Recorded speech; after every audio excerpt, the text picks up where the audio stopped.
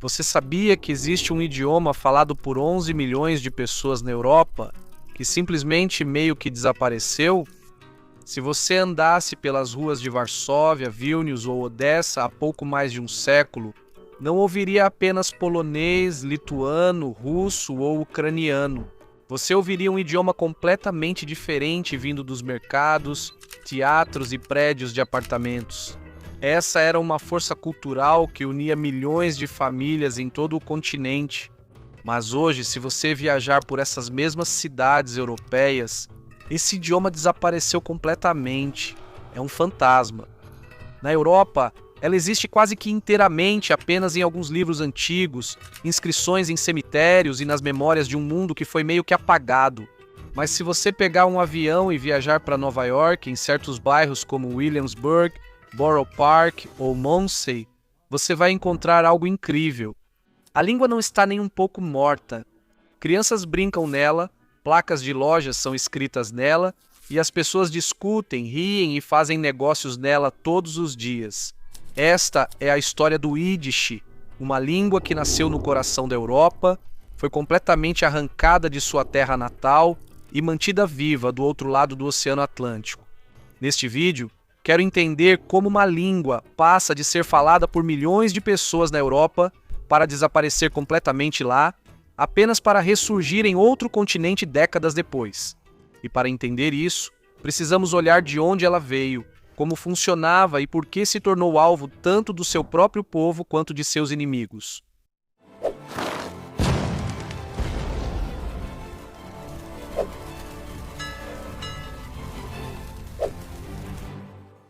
Certo, para aprender corretamente sobre o Yiddish, precisamos voltar cerca de 1000 anos até a Europa Central. Por volta do século X, comunidades judaicas distintas começaram a se formar na região do Reno, em torno de cidades como Mainz, Worms e Speyer. Essa área ficou conhecida na tradição judaica como Ashkenaz, e as pessoas que se estabeleceram lá passaram a ser conhecidas como judeus askenazes. Ao se estabelecerem em terras de língua alemã, as primeiras comunidades judaicas enfrentaram um problema prático. Eles precisavam conversar com vizinhos, fazer negócios e se comunicar diariamente. Porém, não falavam alemão igual às populações cristãs locais. Em vez disso, eles pegaram os dialetos locais do alto alemão médio e meio que os misturaram com as línguas que já traziam consigo. A principal língua que eles traziam era o hebraico e, em alguns casos, o aramaico.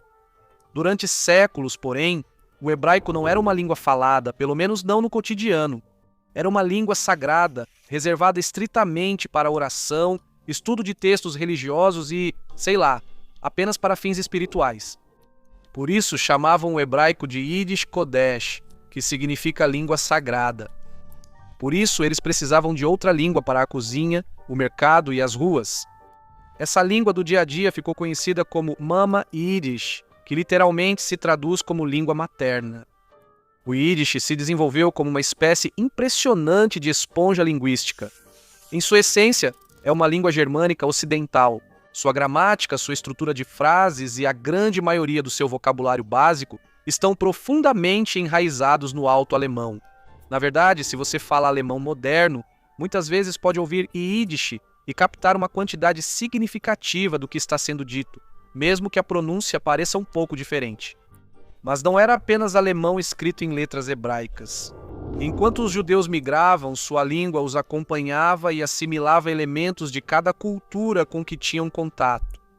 Eles misturaram uma grande quantidade de vocabulário hebraico e aramaico, especialmente para conceitos relacionados à família, religião e vida comunitária, mas também carregam traços de línguas judaico-romanas, como o judaico francês e o judaico italiano, provenientes de migrações anteriores.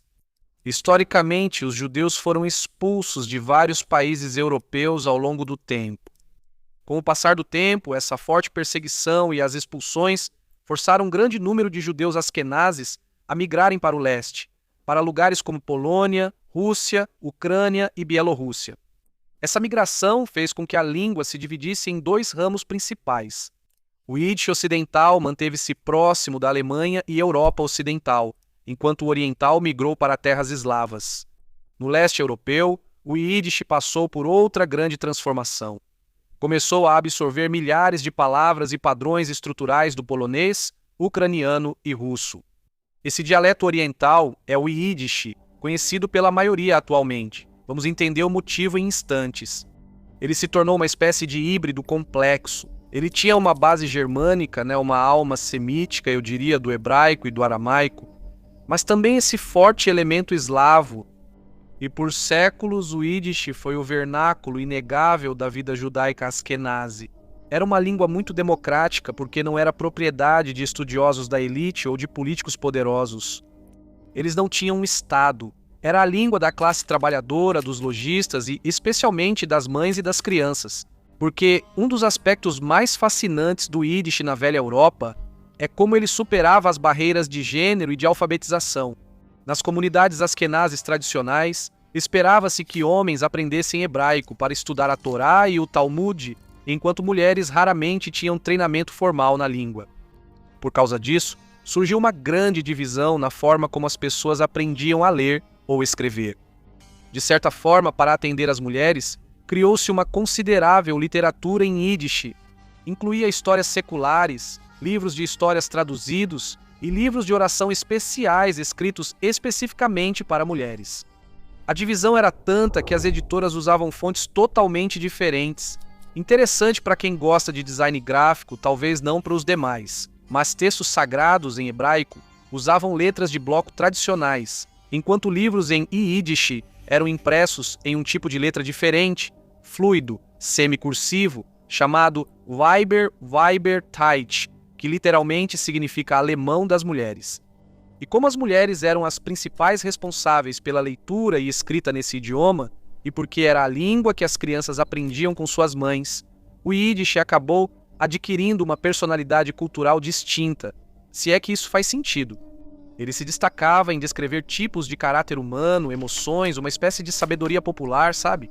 Era uma língua criada por pessoas que viviam como uma minoria subrepresentada, muitas vezes perseguida, o que fez com que ela ficasse cheia de ironia e humor autodepreciativo. E no final do século XIX e início do século XX, o Yiddish saiu do lar e ganhou espaço na cultura secular moderna. Ela virou a língua de um grande movimento político da cultura secular, poesia de vanguarda, teatro e do jornalismo diário. Escritores famosos como Shalom Aleichem escreveram histórias em Yiddish sobre pessoas comuns da classe trabalhadora, como Tevi, o leiteiro, cujas histórias mais tarde inspirariam o famoso musical Um Violinista no Telhado. Em cidades como Varsóvia e Vilnius, jornais em Yiddish vendiam centenas de milhares de exemplares todos os dias. Então, como uma língua falada por milhões de pessoas em todo um continente de repente se tornou uma língua fantasma? Se você gosta de história, provavelmente já sabe a resposta. É uma combinação trágica de estigma cultural, mudanças políticas e, claro, a Segunda Guerra Mundial. Mas o declínio do Yiddish, na verdade, começou antes do século XX, durante um período chamado Haskalah, ou o Iluminismo judaico, no fim do século XVIII e no século XIX. À medida que as sociedades europeias começaram a oferecer mais direitos civis e integração aos judeus, muitos intelectuais judeus argumentaram que o povo judeu precisava se assimilar completamente aos estados-nação modernos em que viviam. Para esses assimilacionistas, o Yiddish era visto como um obstáculo. Eles o viam não como uma língua de verdade, mas apenas como um dialeto corrompido e quebrado do alemão. Eles zombavam chamando-o de jargão, ou Mauscheldeutsch, que significa alemão de Moisés.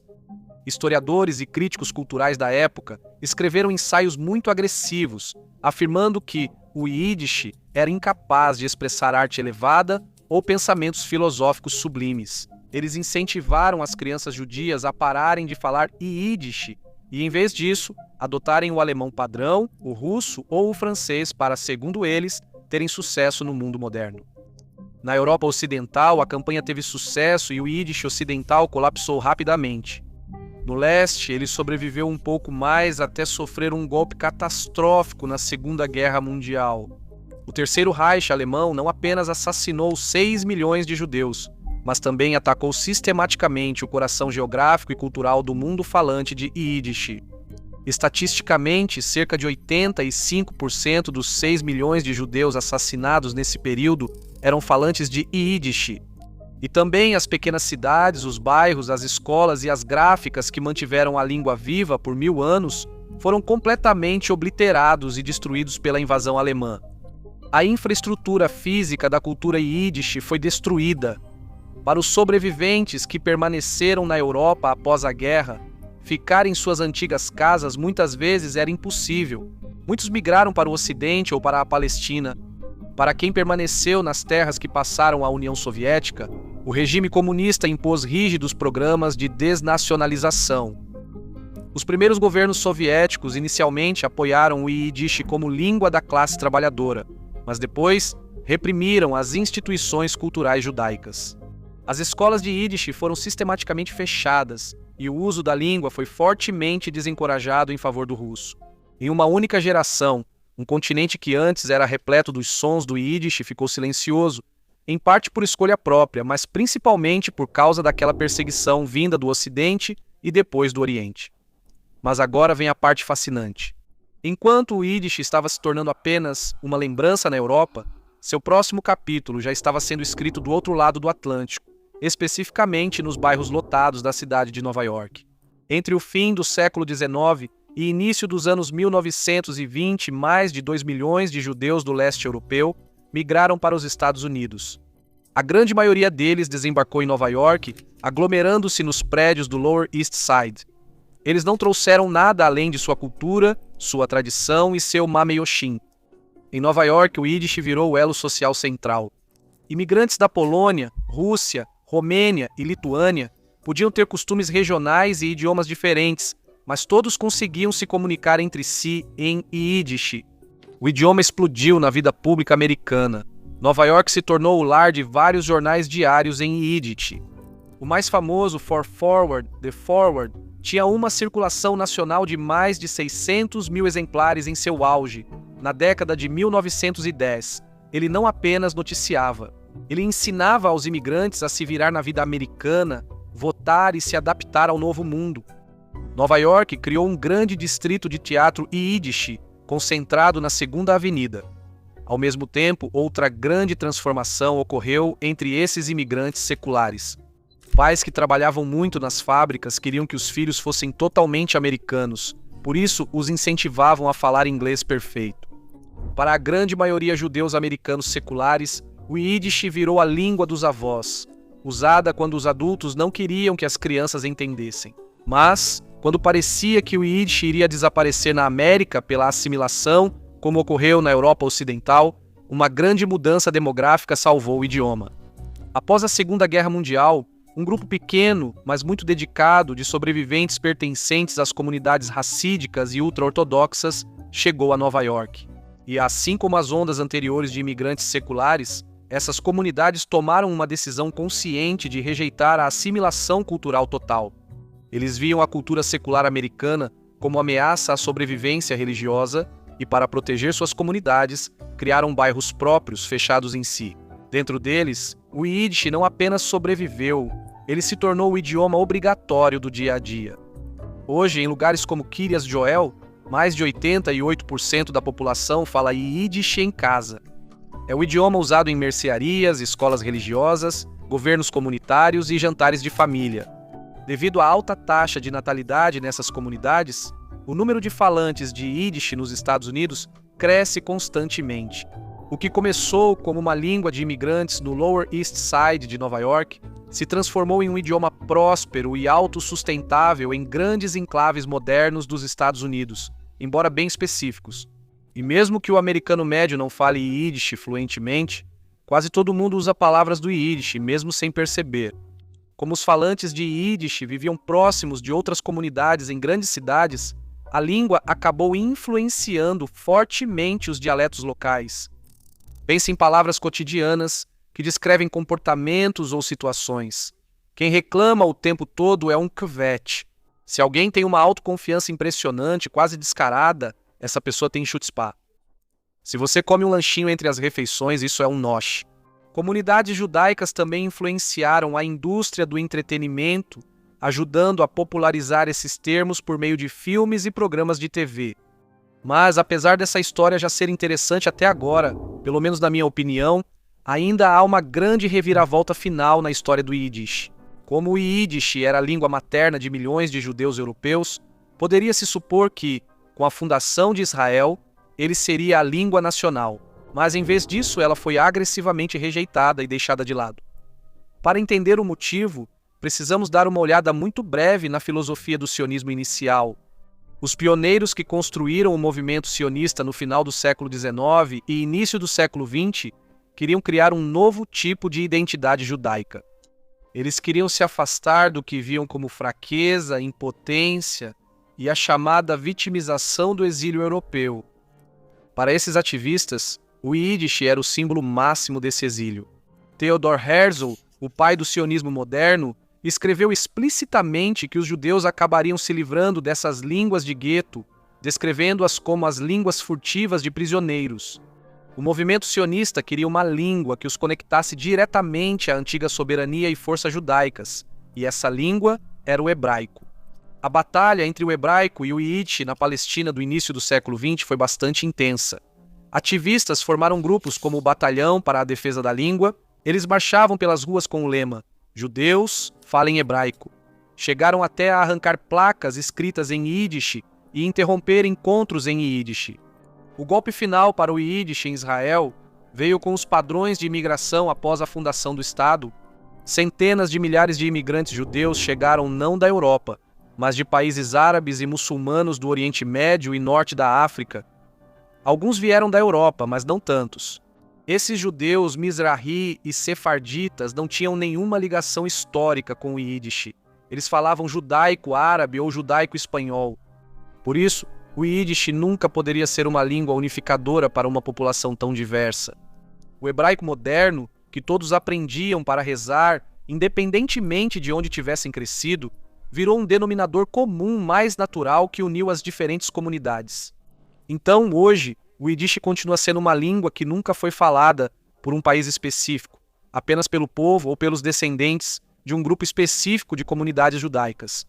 Na Europa, especialmente na Europa Oriental e agora na América, sendo simultaneamente uma língua fantasma da Europa e uma fonte de vocabulário para os nova-iorquinos modernos.